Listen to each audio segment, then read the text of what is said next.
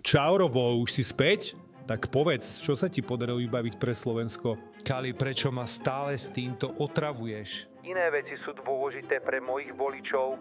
Ale hádaj čo? Ale Robo, však neblázni, zás ani náboj na Ukrajinu. Kali, počúvaj ma teraz. On ma objal. Vladimír sám, máme 7 fotiek, 7 a jednu aj pred zlatým samovarom. No dobre, ale podarilo sa niečo dohodnúť? Lacnejší benzín alebo nových investorov? No povedal, že mám stisk ruky ako medveď. Vieš, čo to znamená v geopolitike? Takto sa to robí do psej matere. Robo, podpísali ste aspoň niečo. No tak samozrejme, podpísali sme jednu fotku. No, dal som si ju zaramovať, no a oči sa mu na nej pozerajú len na jednu svetovú stranu. Čiže všetky náboje na Ukrajinu? Všetky.